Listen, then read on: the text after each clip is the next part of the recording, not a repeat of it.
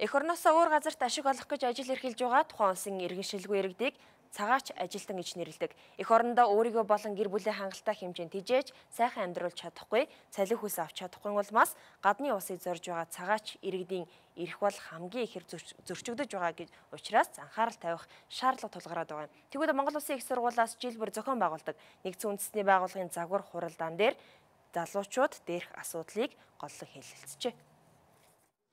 Дэлхий дээр одоогийн байдлаар цагаач ажилтангүй нэг ч улс нэг ч төв байхгүй. Учир нь улс орнуудын хөгжлийн төвшин ядуурл зэрэг хүчин зүйлүүдээс хамаарч иргэдийн хувьд илүү хэмжээний цалин хөлс авах ажил хөдөлмөр эрхлэх гэж өөр улсууд руу цагаачлан гардаг. Мөн иргэний мөргөлдөөн арьс өнгө шашин шүүтлэг улс төрийн үзэл баримтлаасаа болж аюул дөртөх нөхцөлч мөн цагаач ажилтнуудын тоог нэмэгдүүлдэг байгаамаа.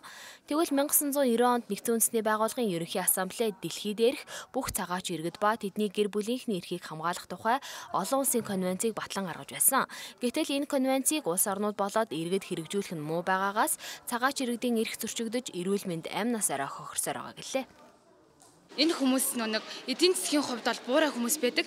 Тэр утгаараа улс орнуудын хувьд улс орнуудын хамгийн доод давхаргын амжиргааны түвшин доод байдаг тэр хүмүүстэй нэгэн адил эрх хөдөлж үүрэг хүлээгээд өөрөөр хэлэх юм бол эрх хөдлөхээс илүү их үүрэг хүлээгээд байна гэж бид нар үзэж байгаа.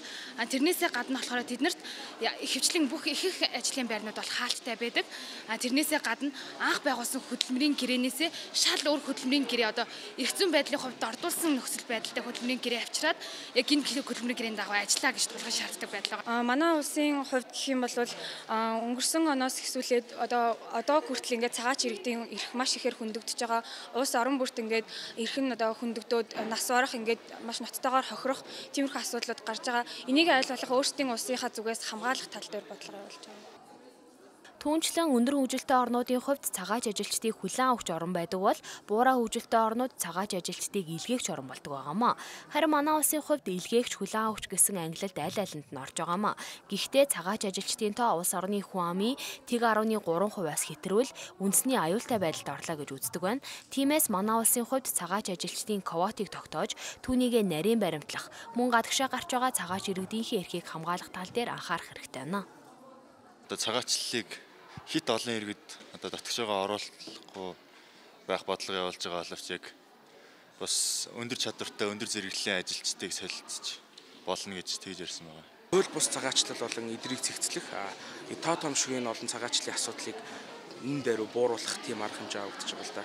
Энэ дээр нь хэрвээ үнэхээр чадвартай нийгэмд хэрэгтэй зүйл хийн гэсэн цагаач иргэд бол манай улсад хурж ирж цагаачлаад ажиллахад бол тэднийг бол хүлэн дэмжих зорилготой байгаа. Бүрийн хурал дээр одоо энэ илгээгч ба хүлээн авагч улсууд хоорондоо санал солилцох цагаач ажилчдын эрхийг хамгаалах тэдний амьдарч ажиллах нөхцөлийг сайжруулах талаар бол тодорхой тогтоолын төслүүд манай оюутнууд манд тогтоолын төслүүд бэлдэж оруулж ирсэн байгаа. Цагаач иргэдийн асуудлыг тухайн улсад суух элчин сайд мөн дипломат төлөөлөгчөд хариуцах үүрэгтэй байдаг.